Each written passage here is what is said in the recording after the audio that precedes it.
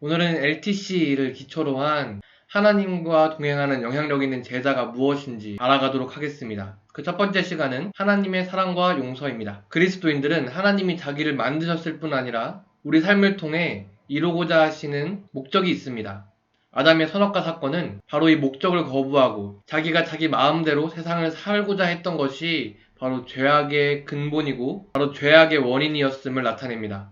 우리에게도 하나님을 거부하고 우리 마음대로 살려고 하는 의지가 있죠.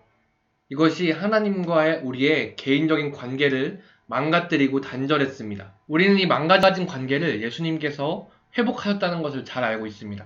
하지만 이번 강의부터는 이론적인 복음을 삶으로 경험하는 것을 배워갈 거예요. 바로 하나님의 우리를 향한 사랑과 용서가 담긴 이 예수님을 정말 우리 삶에서 만나고 있냐는 거죠.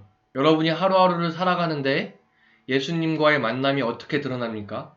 예수님을 알기 전 그대로의 모습에서 단지 교회 조금 가고 단지 욕 조금 안 하고 술 안 먹고 교회 가는 정도의 삶을 살고 있지는 않습니까? 그리스도인의 삶의 핵심은 예수 그리스도를 인격적으로 만나는 것입니다. 예수님이 십자가에서 죽었다는 것은 예수님 안 믿는 사람들도 이제는 다 압니다. 예수님을 그 정도 지식으로만 알고 있거나 예수님이 내 삶에 아무런 영향을 미치지 못하는 삶을 살고 있다면 하나님의 사랑과 용서를 실제로 체험하고 경험해서 이전과는 전혀 다른 삶을 살 수 있도록 이 땅에 직접 예수님께서 내려오신 그 목적인 십자가 사건이 나에게는 아무런 영향이 없는 것이겠죠. 예수님이 왜 이 땅에 오셨는지 여러분은 알고 있습니까? 예수님이 십자가를 져야 했던 이유, 십자가 사건이 나와 무슨 상관이 있는지를 알고 있습니까? 이것에 대해 대답할 수 있을 때 우리는 예수님이 왜 나에게 오셨는지 알고 내가 예수님과 만나고 함께해서 누릴 수 있는 것이 무엇인지를 알게 되고 경험하게 됩니다. 그 첫 번째는 영원한 생명입니다. 요한복음 17장 3절은 영생은 곧 유일하신 참 하나님과 그가 보내신 자 예수 그리스도를 아는 것이다 라고 말하고 있는데요. 영생이 만약 죽고 나서 계속 사는 것이라는 뜻이라면 우리는 죽고 나서야 이 영생이 무엇인지에 대해 알 수 있겠죠. 하지만 성경은 그렇게 말하지 않습니다. 영생은 죄로 인한 죽음에서 벗어나 하나님과 예수 그리스도를 인격적으로 아는 것입니다. 이 생명이라는 단어가 모호하다면 생명력이라는 단어로 이해해 볼까요? 흐르는 강을 거스를 수 있는 것은 오직 생명이 있는 것이다 라는 말이 있듯이 예수님은 우리가 생명력이 있는 사람으로 살 수 있도록 하시기 위해 오셨습니다. 우리를 사랑하시는 하나님과 그가 보내신 예수님을 아는 것이 그리스도인에게 세상을 사는 동력이 됩니다. 하지만 이 생명을 우리에게 주시기만 하고 십자가까지 달렸으니까 그 이후는 너가 알아서 살아야 되지 않겠니? 라고 예수님이 말씀하지 않으십니다. 어느 창조주가 피조물이 아무렇게나 쓰여지다가 소모되기를 원할까요?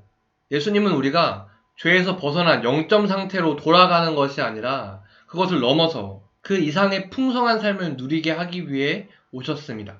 요한복음 10장 10절에 내가 온 것은 양으로 생명을 얻게 하고 더 풍성히 얻게 하려는 것이라 라는 것에서 알 수 있죠. 하나님이 우리를 만드실 때 우리 안에 개성과 재능과 취미를 주셨는데 바로 이런 것들을 우리에게 주셔서 하나님이 만드신 세계를 아름답게 하고자 하십니다. 우리가 그 목적에 순종할 때에야 이 풍성한 삶이 의미 있는 삶이 되고 이 풍성한 삶, 의미 있는 삶을 우리가 누릴 수 있겠죠. 예수님을 내 안에 맞아들인, 영접하고 예수님과의 만남이 있었던 그 순간부터요. 이번 주의 액션 포인트입니다. 예수 그리스도가 십자가를 지기 위해 오셨던 것은 하나님의 사랑의 표현이었어요. 우리는 하나님의 사랑을 믿음으로 받아들여서 생명력 있는 삶을 더 풍성히 살 수 있게 되었습니다. 하지만 우리에게 아직 불안하고 걱정되는 영역이 있다면 그것을 예수님께 맡겨드릴 필요가 있어요. 하나님의 사랑과 계획을 여러분의 삶에서 더 풍성히 누리고자 하는 영역이 있나요? 그것에 대해 생각해보고 실제로 이 하나님이 허락하신 풍성한 삶을 누리는 한 주가 되기를 바랍니다. 이 다음 주에는 이 풍성한 삶을 잘 살지 못하고 있는 그 이유에 대해 알아볼 거예요. 오늘 나눔 질문입니다. 지금까지 예수님이 나에게 오신 이유에 대해서 여러분은 어떻게 생각하셨었나요?